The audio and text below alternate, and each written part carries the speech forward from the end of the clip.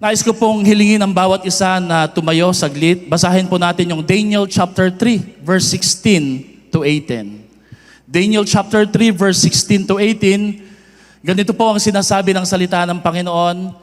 Shadrach, Meshach, and Abednego replied to him, saying, King Nebuchadnezzar, we do not need to defend ourselves before you in this matter.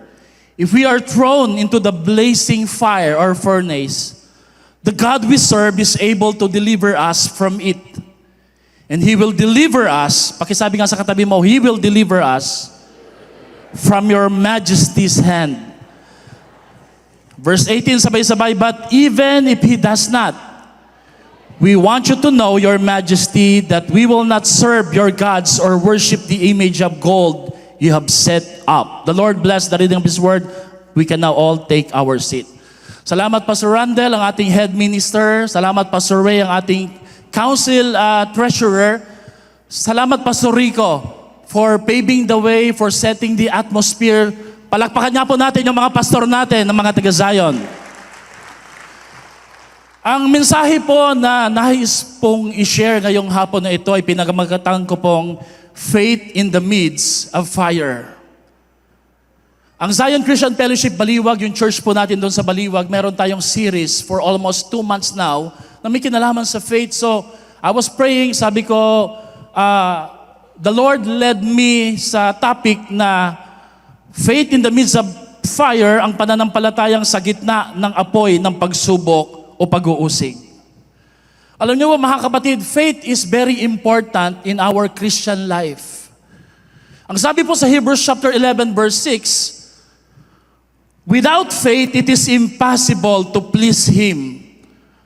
For whoever would draw or come near to God must believe that He exists and that God rewards those who seek Him. According to this verse, sa Hebrews chapter 11 verse 6, faith pleases God. Kung wala kang pananampalataya, hindi mo po mapapangiti at mapaparangalan ng ating Diyos. Pangalawa, faith believes in God's existence. Pangatlo, faith is a promised reward. Pag ikaw'y nanampalataya, nagpatuloy ka sa iyong pananampalataya, may pangako ang Diyos ng gantimpala. Pero sinasabi rin po dito sa talatang ito, for that to happen, faith must be strong. And you know, how do we produce strong faith? Strong faith can only be produced when faith undergo trials and testing through the fire. Alam niyo po, marami pong mga symbol na isinalarawan po ng mga speaker po natin kanina, yung patungkol po sa apoy. But today, I think you would all agree with me that fire is also a symbol for pain, problems, pressures, and perils in life. Taas nga pong kamay po dito, yung kahit nahihirapan, kahit may pinagdadaanan, pero nagpapatuloy pa rin po sa ating Panginoon. Amen? Kaway-kaway. Kaya nga po merong praise na tinatawag na baptism of fire. So ang apoy po ay sumisimbolo, hindi lamang po sa passion, commitment natin sa ating Panginoon. Ang apoy din po ay sumisimbolo sa isang pinagdadaanan ng isang Kristiyanong matindi na napakahirap. The reality is this, your faith and my faith will always be tested. Sabihin mo nga sa katabi mo yon, susubukin lagi ang iyong pananampalataya. At alam niyo po, faith needs fire. Faith needs trials because fire produces strong faith. Pwede ba naman yon, yung pananampalataya mo hindi dadaan sa pagsubok? Alam niyo, isang bagay po ang nakita ko, kapag nakakita ho ako ng isang Kristiyanong matatag, alam na alam ko po, hindi man siya magkwento, na marami po siyang pinagdaan ng apoy ng pagsubok sa kanyang buhay. The faith that has been tested is the faith that can be trusted. Kung hindi pa sinubok ang iyong pananampalataya, kung hindi ka pa dumaraan sa pagsubok, hindi ka pagkakatiwalaan ng Diyos ng mga malalaking pagpapala, malalaking breakthrough sa iyong buhay. Amen? I heard this from our bishop nung ako po'y young people pa. The faith that cannot be shaken is the faith that has been shaken. Ang isang pananampalataya na hindi kailanman matitinag ay isang uri ng pananampalataya na pinahintulutan ng Diyos na pagdaanan ito sa isang matitinding pagsubok sa kanyang buhay. Mga kapatid, the faith that is under fire is the faith that can inspire. There is this kind of preaching or theology na tinatawag pong prosperity gospel, that when you lift your hands to the Lord, when you pray, when you quote verses, when you believe, pwedeng umalis, pwedeng mawala yung problema mo. But I believe pain and fire is necessary in our Christian life. Amen?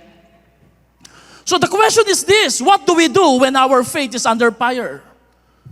Ano ho ang dapat nating gawin? Ano ho ang dapat nating tugon kapag ang ating pananampalataya ay pinadadaan at nagdaraan sa isang matinding apoy ng pagsubok? Ang sabi po ni Lisa Watson, you must practice faith under fire.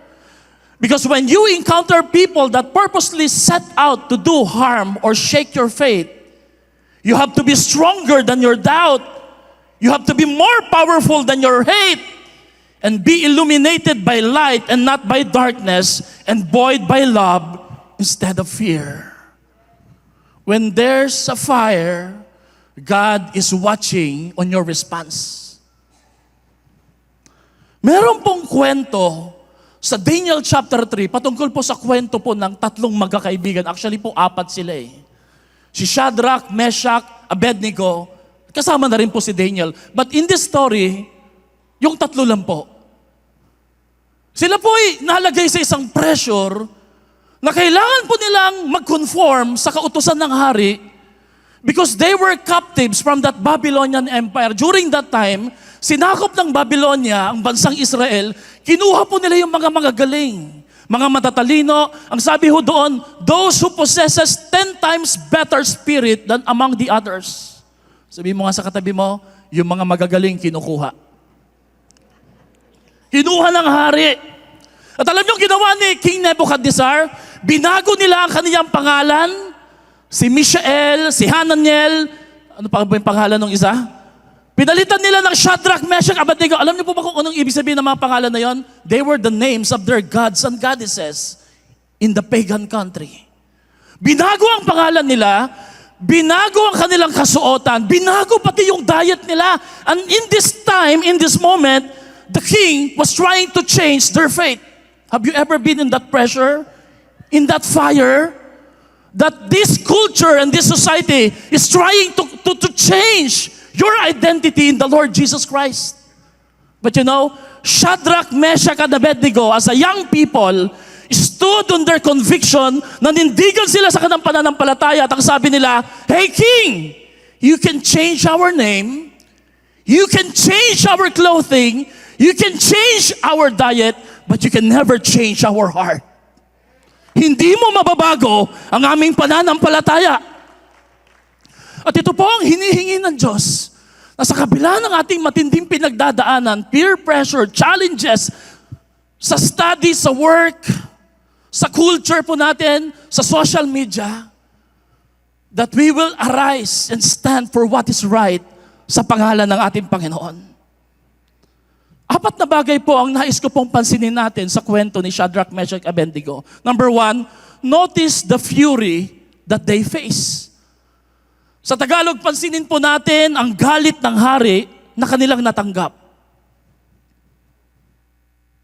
Alam niyo po, dahil tumanggi silang lumuhod, tumanggi silang sumamba sa Diyos-Diyosan, sa rebulto ng hari, na kinikilala during that time as gods, bilang mga Diyos. Dahil during that time, Babylonian was considered to be the superpower.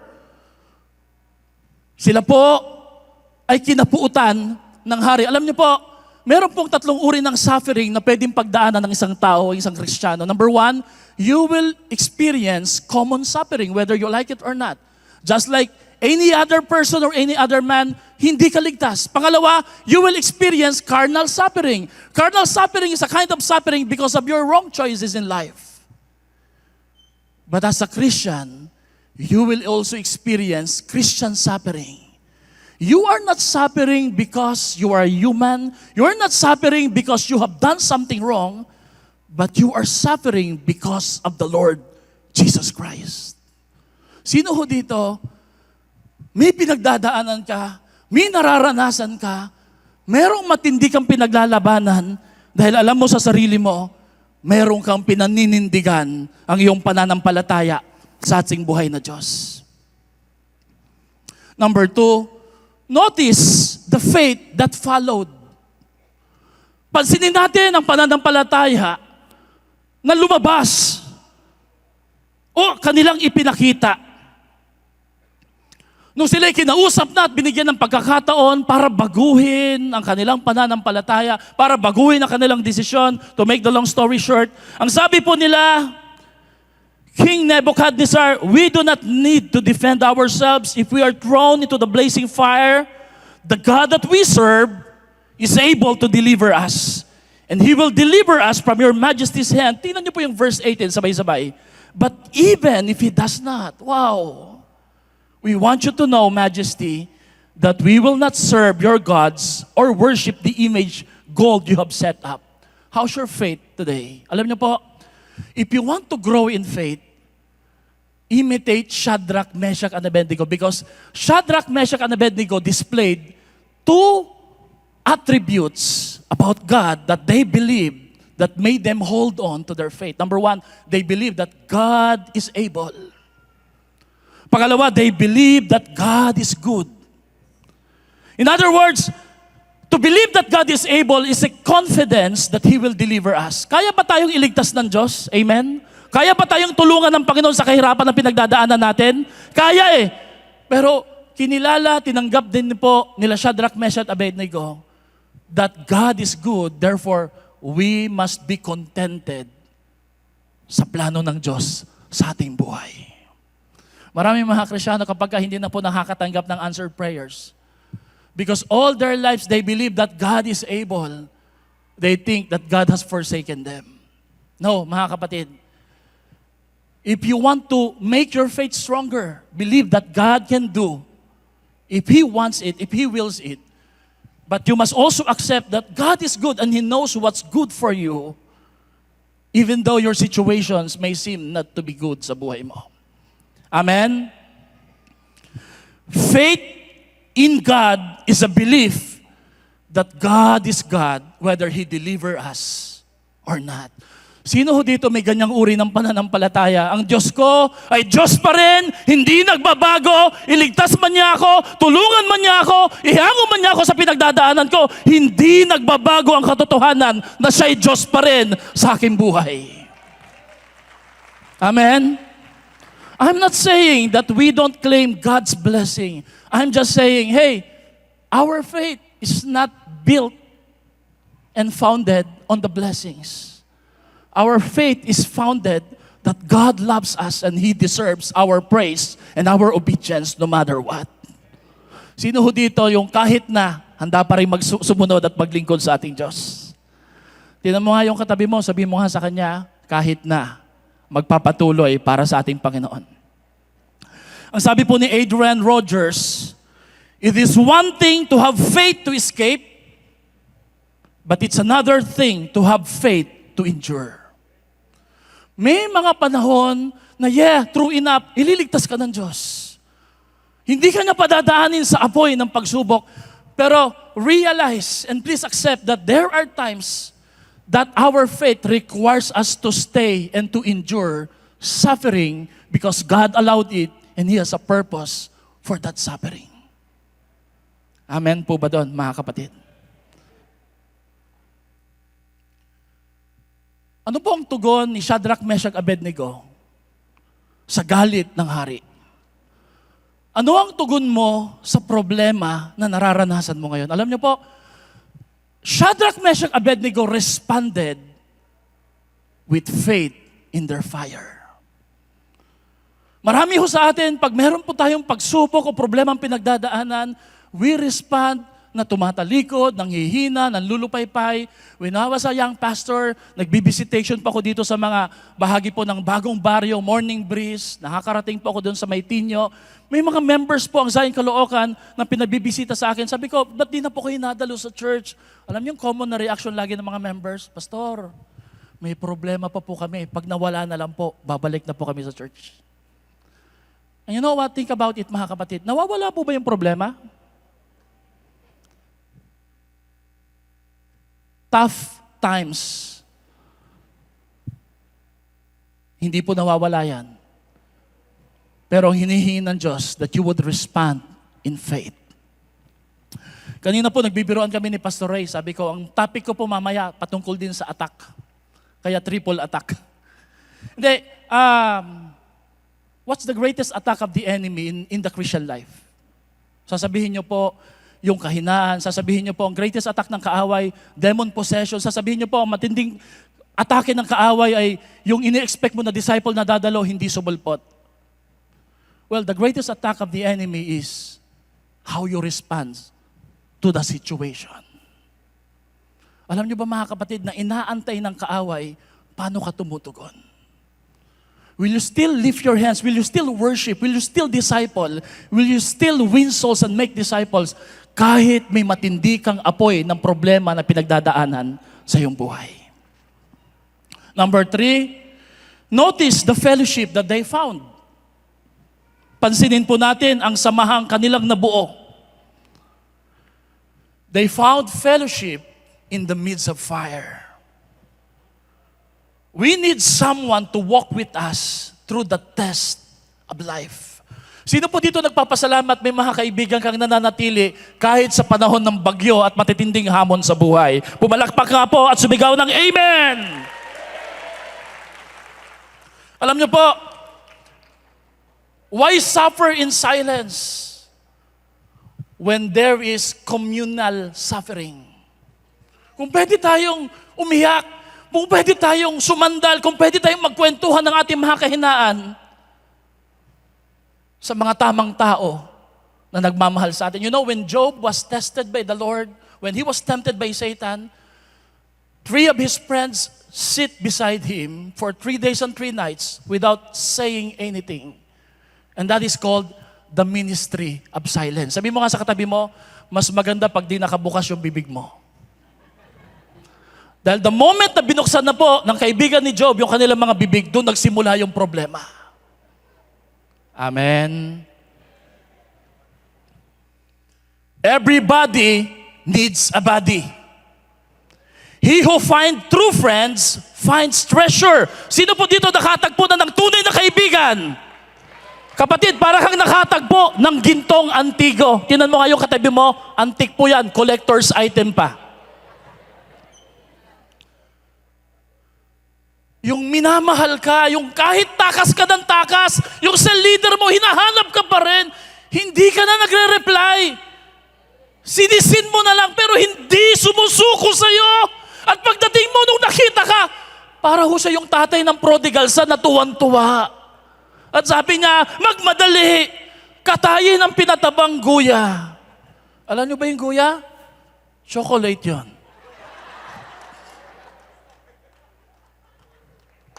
Yung mga hindi nakaabot ng guya. Hanapin mo ang mga tao na dadalhin ka sa Diyos para sumunod at maglingkod at hindi ang mga taong dadalhin ka sa pagtalikod.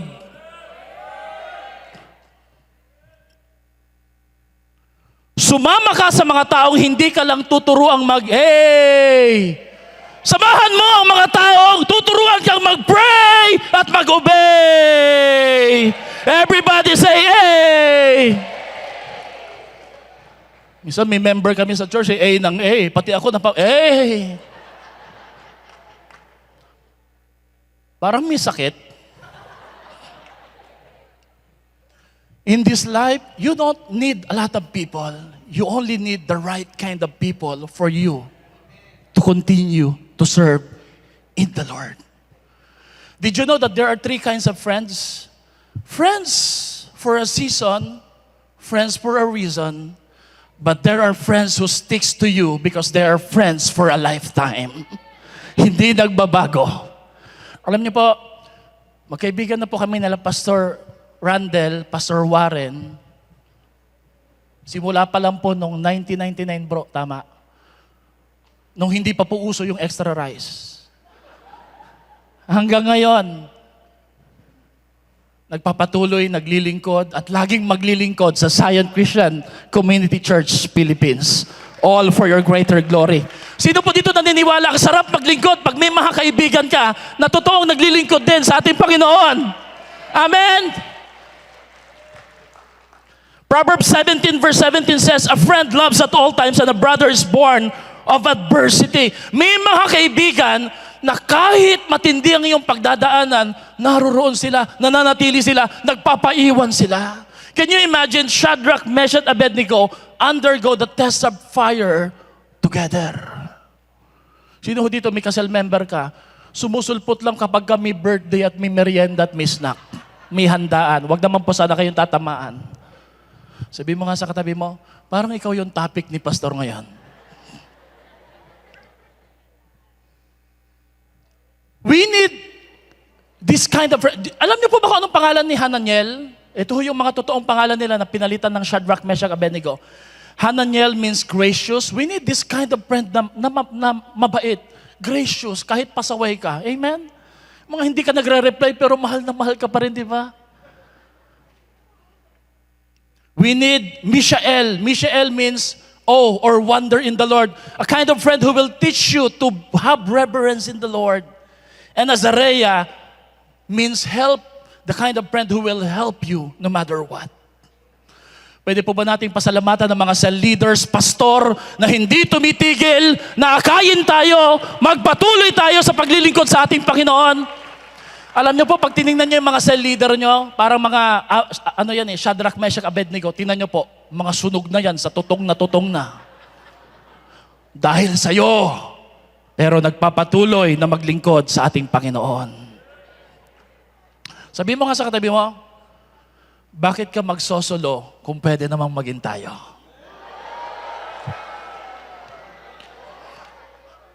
Hindi pa rin ako marunong. Di ba? Why suffer in silence when we can suffer together, serving and following and honoring the Lord? Pang-apat na panghuli, notice the fourth man who flaunted or showed up in the midst of fire. Sino po yung fourth man na to? King Nebuchadnezzar leaped to his feet in amazement and asked his advisor, hindi ba 3 lang yung nilagay natin, tinapon po natin? Bakit ang nakikita ko yung 4? Nebuchadnezzar then approached the opening of the blazing furnace and shouted, Shadrach, Meshach, Abednego, servants of the Most High God, come out! Come here! Now this time, King Nebuchadnezzar addressed not just the 3 friends, they addressed the 4th man. Everybody say, the 4th man. Mga kapatid, sometimes God will allow the fire. He will not remove the fire of trials, but rest assured, God is with you all the time. He will not remove His presence in you. If you stand up, God will show up. Kung ikay maninindigan, kung ikay susulpot sa mga gawain at magpapatuloy sa paglilingkod at pagsunod sa Diyos, susulpot ang ating buhay na Panginoon. The 4th man, actually, maraming mga Bible scholars, they consider this as the angelic being, but some or most of the Bible scholars would refer this as the Lord Jesus Christ. Di ba may verse na nagsasabing, if God is for us, who can be against us?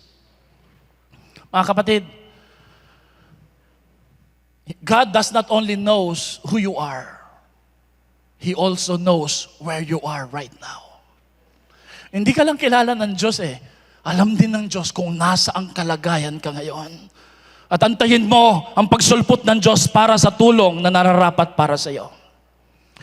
That flame of trials that is meant to burn you, it is actually meant to purify you. God did not promise that our life will be fire-free. Meron bang ganon? Wala eh. Rather, He promised that He will make us fire-proof. Hindi ka masusunog, hindi ka pababayaan. Isaiah 43 verse 2 says, when you walk through the fire, you will not be burned.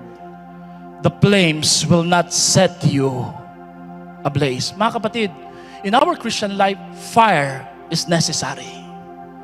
Amen? Fire is necessary because faith needs fire and fire produces strong faith. Gusto ko po yung verse na to. And then, few more, and then we will pray. 1 Corinthians 10:13, wala pang pagsubok na dumating sa inyo na hindi, tulungan niyo ako magbasa, naranasan ng lahat ng tao. Everybody say, tapat ang Diyos. Hindi niya ipahintulot na kayo subukin ng higit sa inyong makakaya. Sa halip, pagdating ng pagsubok, bibigyan niya kayo ng lakas upang, hallelujah. Did you know, mga kapatid, that it takes 150 degrees to make tin? It takes 500 degrees heat to make brass. It takes 500 degrees heat to make, but it takes 14,000 degrees heat to make gold. Now you decide what kind of faith you will have. Dadaan ka sa apoy, but fire is necessary for you. Do you know? Fire can never consume a gold. Or rather, fire will only purify a gold. I'd like to end with what in verse B, sabi po niya, when God puts His own people into the fiery furnace of life, remember that He always keeps His eye on the clock and His hands on the thermostat. He knows how long and He knows how much heat He will apply. Don't you worry, mga kapatid. Alam ng Diyos ang pinagdadaanan mo. If you are devoted, God will deliver you. I want you to please stand. And as we stand, I want you to lift your hands in the Lord. There's this song that we love to sing, and it's called Deliverer. God is a promised deliverer for each and every situation that we are facing right now. Awitin po natin to sa ating Panginoon.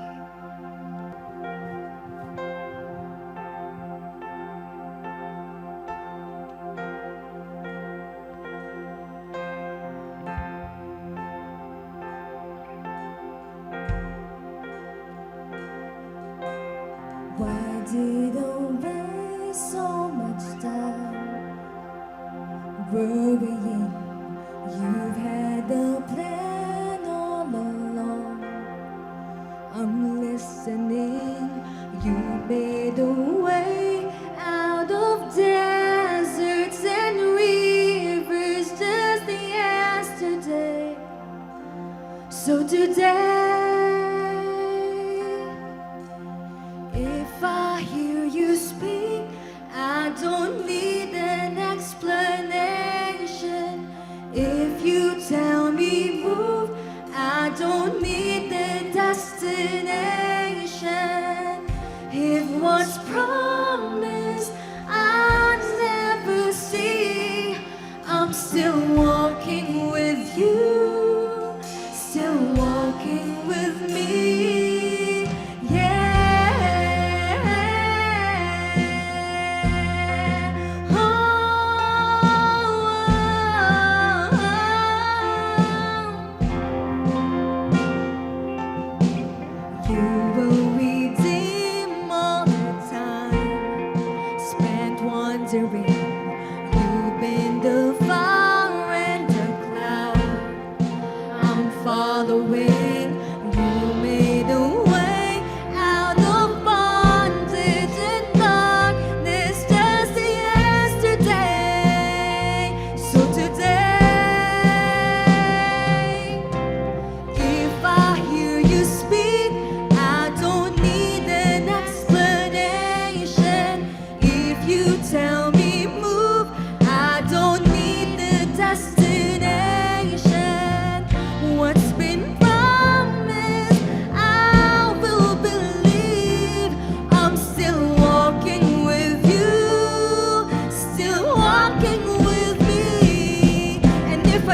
one thing, our God is a deliverer.